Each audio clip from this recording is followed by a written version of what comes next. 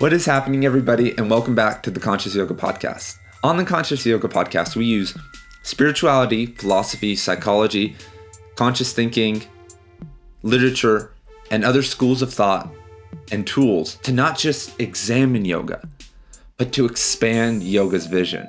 So, first things first, I have a new microphone, and with that new microphone, my ultimate goal is to make this podcast a live call-in show where people can call in and ask questions, relevant or not relevant. And I think that would be really co-creative and fun, because my favorite podcasts are live call-ins where you don't know what these callers are going to say. Someone could you don't know what to expect. And I think that'll be fun for me and fun for the audience. Someone could just ask anything or add to the discussion, which I think is even more important, that people can add stuff that I'm missing for the topics that we're discussing. And I'll post the topic before the show, and we can actually come up with the topics together. I don't know. I think it will just be a lot better. Also, my book on yoga, my yoga book should be out in about 3 months. In a few weeks, I'm going to reveal what it's about. It's going to be super sick. Nothing else has been done like this in yoga, from my knowledge. It's basically around this nature, is applying a lot of different things to yoga and synthesizing things. So anyway, let's get back to this episode, which is titled Trusting Your Yoga Reality. Do you trust your reality? And what do I mean by reality? Well, there's a lot of different terms for it. The universe, Mother Nature, God, the simulator, their controller. I mean, there's a million different things that we can describe this as. But what would be possible if reality was 100% on your side? Or if Mother Nature, if you knew that you were backed and everything, and that there was no doubt in your heart, what would be possible? So first of all, on episode number 1, we defined yoga as the creation and flow of energy. That removed all limitations that modern and classical yogas putting on us. Now that definition gives us free reign. In episode 2, Your Yoga Simulation, we talked about having 100% control of building your simulation and having no limitations. But that process of reprogramming your life and your ideas is not easy. And the foundational element of that, this is another foundational episode, is trusting your reality. Because if you don't have a foundation of trust, love, and abundance, then everything else will fail somewhere along the way. Your relationships, finances, career choices, self-esteem, those eventually are going to have some shaky times because you're not trusting that everything you're receiving is a gift and has a purpose. So let's ask that question again. What would be possible if reality was 100% on your side? And we'll apply a lot of this to yoga. Would you be trying so hard? Would you be trying to get so flexible if you knew that your yoga dreams and goals are possible, that it's possible to become enlightened, that you already can become enlightened with nothing else? Would you still be doing these things? Would you be going to these retreats that you don't care about and spending a lot of money instead of spending it on yourself or going on your own personal retreat? Would you be bowing down to gurus and thinking that a guru who has the answers? Would you be following a sequence, like an Iyengar or Ashtanga Vinyasa sequence, pose for pose with no variation, and having this rigid mindset? If you knew reality was 100% on your side, and if your goal was to become enlightened, or I don't even think that's a goal, but that you don't need that rigidity and that everything's going to be okay. And I see in the yoga world a lot of neediness. Would you market your business the way that you are right now if you knew reality was 100% of your time? Would every single one of your Instagram posts be an ad for something that really isn't that relevant? And I know everyone's hustling, that's fine, but would you be doing that? Or would you just be throwing content out there? And I've been needy and non-trusting in yoga a lot. I've injured myself because I thought that I needed flexibility to be a worthwhile yoga teacher. I look at some of the old Savvy Zen posts that I've deleted, and I'm like, dude, what was I thinking? That was not from a place of love and trust. That was a place of, it wasn't like I was trying to be cool or something, but it was, this is what yoga wants. I wasn't asking the right questions. And that comes back to the concept of listening. So how do you trust? How do you get into this trusting relationship with reality? And it comes from dialoguing and listening to reality. And we could also call this listening to your intuition, but listening to your intuition is one half of the idea, because you're also a player in this reality. You have free will, and reality, and this is a part of trusting your reality, is that I feel that reality has my back and is doing the best job that it can. But I don't think that that the universe or the simulator or God is perfect or omnipotent. I think that they make mistakes. I think they say, Ian, this is the best. This was maybe the best that I gave you, but this is the best thing that I thought. This is what I thought would be best for you. And you need to start having a say. So one thing I like to do is to ask a question. Questions unlock the universe.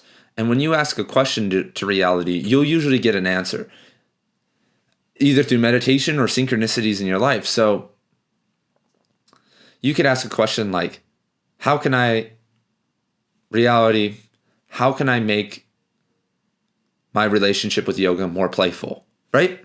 How can I have a more playful relationship with yoga, or more trusting or abundant relationship with yoga? And then just listen.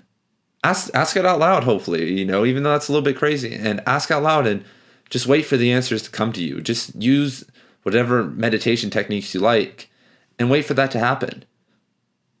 And wait for answers to come. Or you can say, show me.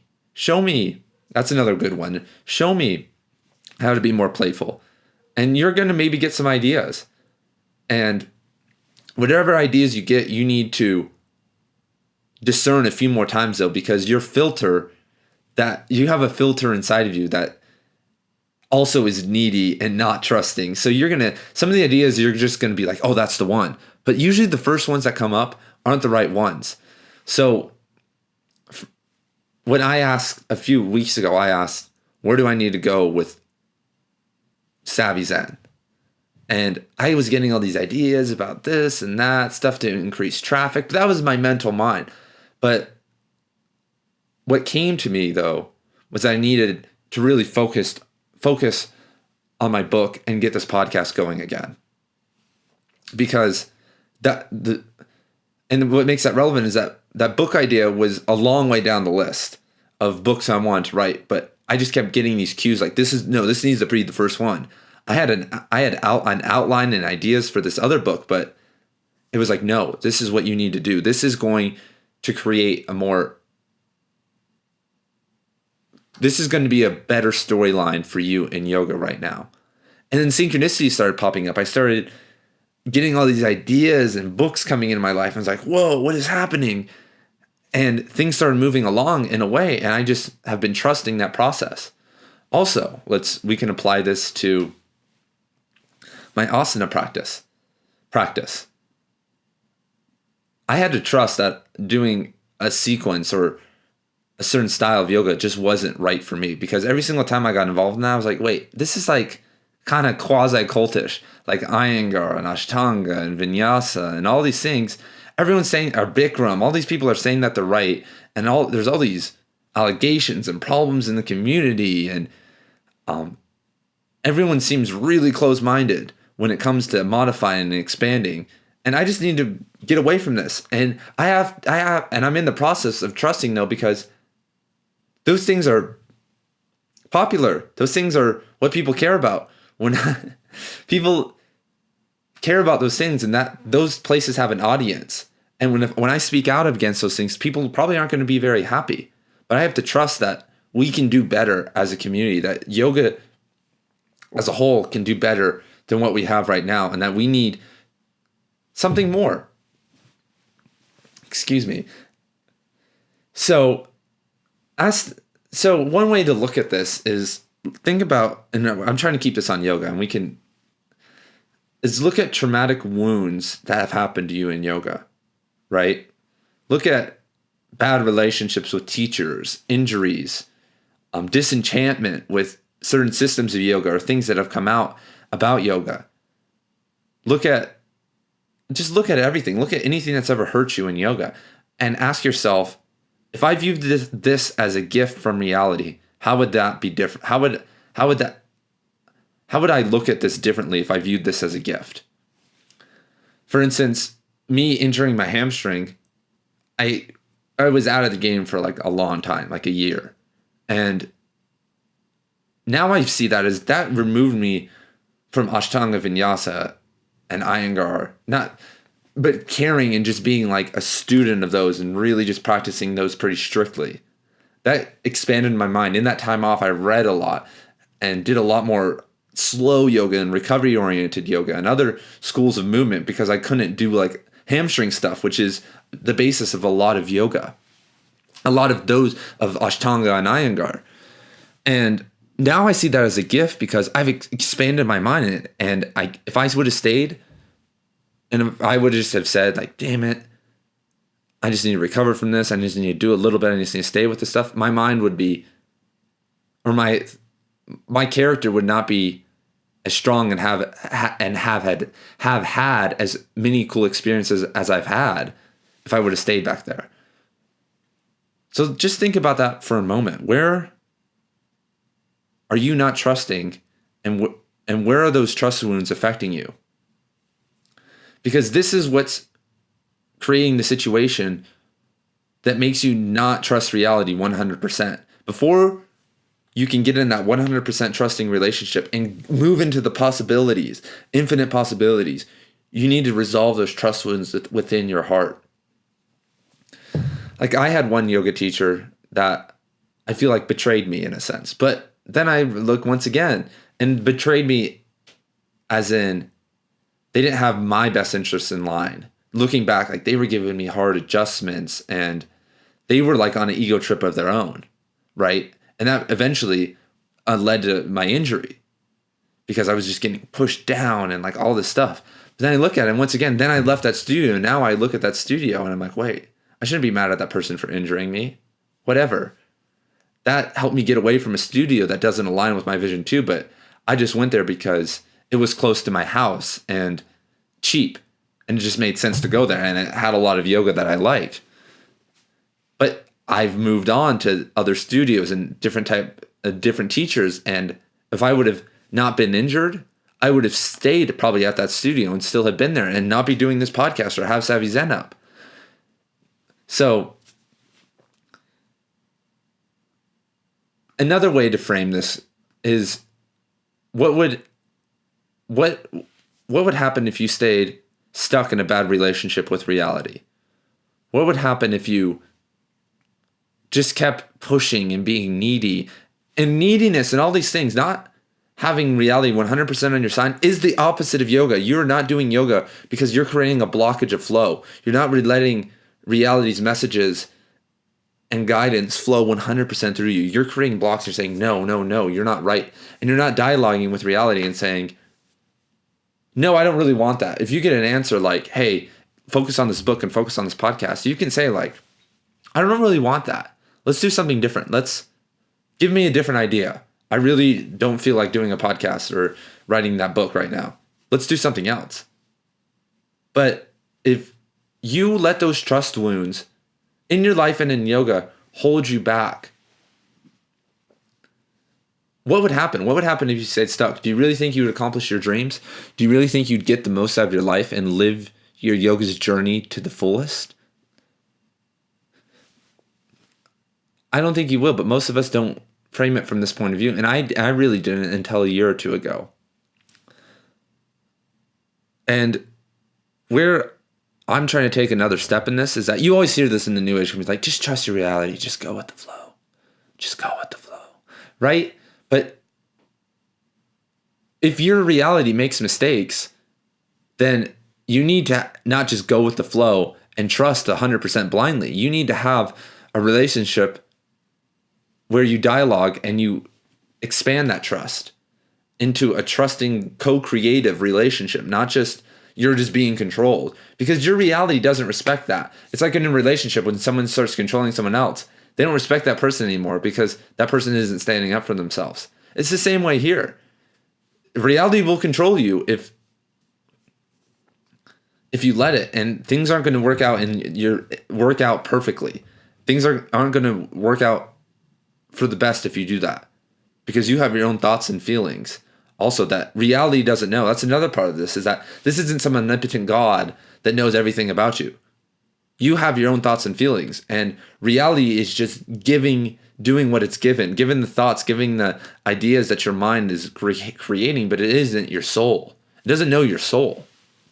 And when you, and on the other side, just a person who's forcing it, and in yoga, who just is going every day. We know those people, and they're ripping legs behind their head. And, they eventually have problems. They're trying to control reality, and reality doesn't like that either. Eventually, reality is going to bite back. Eventually, like in a relationship, the person's just going to leave without warning, right? Because they're sick of being controlled and manipulated. And then reality is going to do something. Reality is very powerful. That's not the person you want to, that's not something you want to be messing with. So, to expand on this idea, and another question, I like questions because this is stuff for you. So the questions I've asked right now, to recap where we're at, is: do you trust your reality? Would it be possible if reality was 100% on your side? How would you look at trust wounds or injuries or problems in yoga differently if you knew that they were gifts from reality? And then the last one there's one or two more, but the last one is: how can you become more honest with reality? How can you be more honest with your reality? Are you being honest with reality right now? Are you really listening to yourself and asking for what you want? And most of us don't ask what we want because we have shame and guilt inside of us.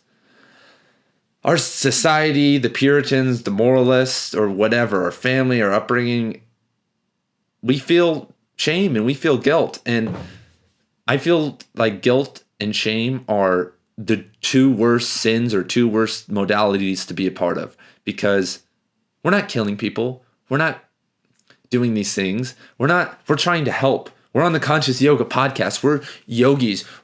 Our heart chakras are aligned and open and willing to help and change the world. But what stops us most of the time is this guilt and this shame. Like, you're in a situation and a family member's giving you crap, and they're like, what are you doing? This is so embarrassing.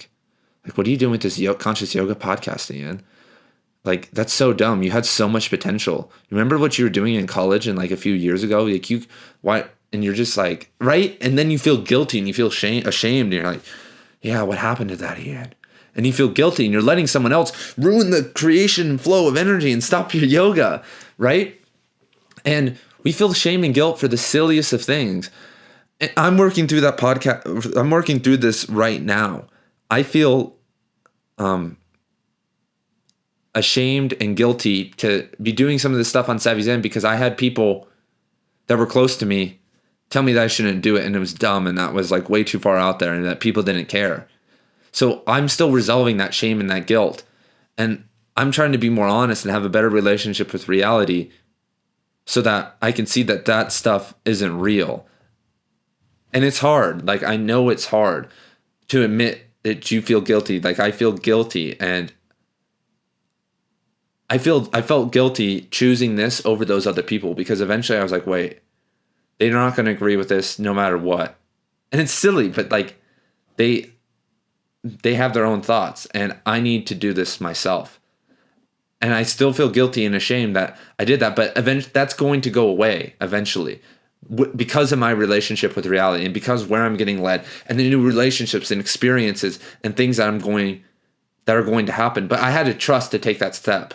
I had to trust and say, even though it's going to be hard, and I'm going to be on the path of a hermit for a while, and that a lot of the people that are close to me are going to have to leave my life, that eventually there's going to be new people, there's going to be new experiences. And I see this a lot, and I like some of my friends in yoga, like they have a husband, wife, boyfriend, girlfriend, and they don't agree. And every single one of them that I've seen leave that relationship from a place of trust, they've gone on to be a lot more happier. And their partner probably will too. And we're kind of going on a tangent here, but what shame and guilt do you feel about your yoga practice? Do you feel guilty that you wear short shorts or that you don't wear a shirt? Do you feel ashamed that you're not Christian anymore, or that you defied your parents' religion and you don't know what your family thinks? Like, these are questions that we need to resolve. And these are things that you can dialogue out and ask to help be resolved by reality. By just doing the opposite. You don't need to say like, hey, get rid of this guilt, but ask, like, help reality, help provide me more adventurous and playful experience, or help me find a reality. Bring me one deep connection with a person I've never met before. That's something that I did the other day. I said that. Like, bring me one deep connection with somebody to help, instead of thinking about other things. Like, I'm going to focus on that. My reality and I are going to dialogue and put energy toward bringing someone cool into my life instead of focusing on the people that aren't here anymore. Right? Reality. Bring me some cool new yoga ideas, or ideas that will make my practice more playful. And that will help you get over maybe leaving a certain style of yoga or leaving a different studio or whatever, So this all starts with this trusting and foundational relationship with reality. And we're going to get a lot more into this. I was kind of getting emotional there for a second, so I'm sorry, but we're going to get a lot more into this on this podcast. And a lot of the exercises we're going to do and topics we're going to cover, we're going to be doing all of this dialoguing and asking questions. One of the main things I want to do on this podcast is provide really cool questions. And if you check out savvyzen.com under the Conscious Yoga podcast page for this episode, I will provide all these questions. I just thought of that right now. I should provide a bunch of questions for journaling, reflecting, saying out loud. You don't have to do this out loud. I should have said that at the start. You can journal this stuff. If you don't want to be asking or thinking, you can journal and you'll get a lot of the same answers. So anyway, I think I've covered a lot of what I wanted to cover on this episode. So yeah, so next week we're going to start building on this relationship and building on this foundation that we've set up, this foundational, trusting, non-needy, abundant relationship with reality. And I have a bunch of new articles on savvyzen.com. I have some new ebooks, the top 10 books in yoga philosophy and 31 ways to transform your yoga practice. And the top 10 kettlebell exercises for yoga, which is my first video course. So go check those out, go download those. And I will see you guys next week on the Conscious Yoga podcast. Thank you guys for listening. Always grateful for you. Peace.